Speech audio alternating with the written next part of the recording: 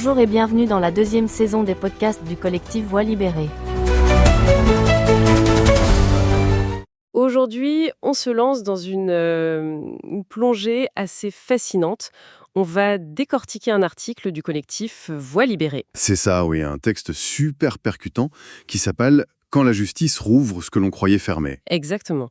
Et notre mission pour cette exploration, c'est de comprendre comment la condamnation au civil de l'ancien évêque Jean-Michel Di Falco, genre plus de 50 ans après les faits, ça vient complètement chambouler cette idée de prescription pour les victimes de violences sexuelles. ». Ouais, parce que ça prouve que le fameux « c'est trop tard », c'est pas une fatalité juridique en fait. Voilà.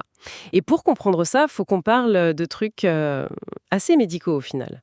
D'habitude, quand on a un diagnostic, on s'attend à un truc hyper précis, genre une fracture au bras, on fait une radio, on voit la ligne blanche et le médecin dit que c'est cassé. C'est rassurant quoi, c'est binaire, cassé ou pas cassé. Totalement paumé. Et c'est là qu'on voit le décalage énorme, le gouffre en fait, entre la justice pénale et la justice civile. Au pénal, le compteur il tourne à partir du moment où l'acte a lieu, c'est ça, hein? En général, oui, avec des délais stricts. Mais au civil, ils utilisent un tout autre repère. C'est ce qu'on appelle la consolidation. La consolidation, d'accord. En droit et en médecine, c'est pas le moment où la personne guérit. C'est le moment hyper précis où un expert psychiatre dit « Ok, les séquelles du traumatisme sont stabilisées, ça n'évoluera plus. » Ah, donc si je reprends mon histoire de blessure physique, c'est un peu comme si on prenait un coup étant enfant, mais que l'hémorragie interne, elle devenait visible, mesurable en fait, que genre 40 ans plus tard. C'est exactement ça. Et donc l'horloge de la justice civile, elle démarre seulement à ce moment-là, quand l'expert peut faire son bilan complet. Voilà. Parce que le cerveau d'un enfant qui subit ça, il met en place des mécanismes d'amnésie traumatique. La mémoire, elle se verrouille tout simplement pour survivre. Ce qui est super logique. Totalement. Donc, exiger d'une victime qu'elle respecte un délai administratif strict alors que son propre esprit lui cache les faits, c'est une absurdité. Et la justice civile, elle permet justement de contourner ça. D'accord, je vois.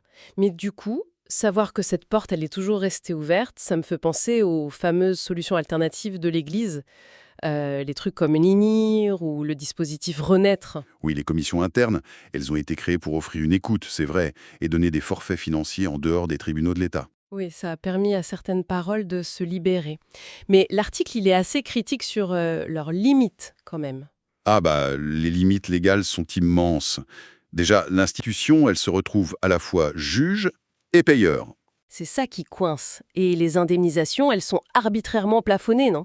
Tout à fait. Mais attends, il y a un truc plus grave, je crois. C'est l'absence d'espace public, d'arène, quoi.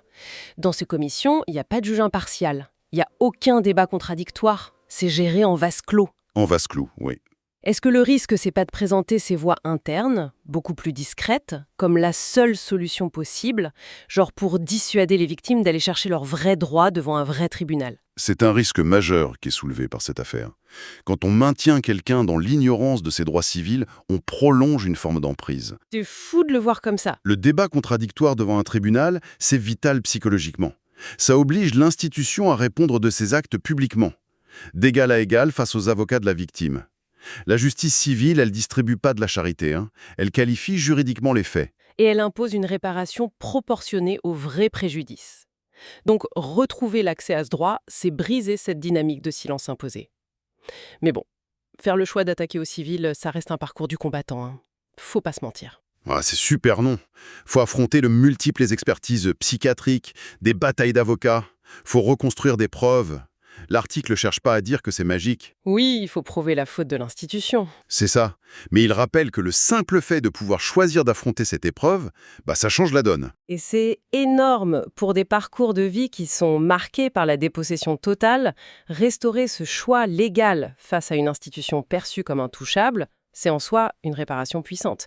La dignité, ça périme pas. Absolument. La souffrance humaine, elle s'en fiche complètement de nos petits calendriers administratifs. Elle s'en moque éperdument. Et tu sais, ça nous amène à une réflexion assez fascinante pour l'avenir. Ah oui, vas-y, je t'écoute. Si notre justice civile, elle prouve aujourd'hui qu'elle est capable d'adapter ses chronomètres à la réalité médicale de la mémoire traumatique pour ces dossiers-là, est-ce que cette idée de consolidation tardive, elle pourrait pas servir de modèle un jour? Dans d'autres domaines, tu veux dire? Pour repenser la façon dont le droit aborde d'autres immenses injustices systémiques.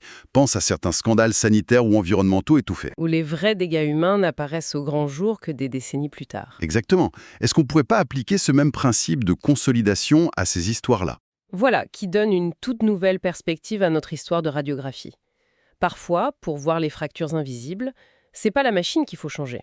C'est tout simplement notre façon de lire l'image.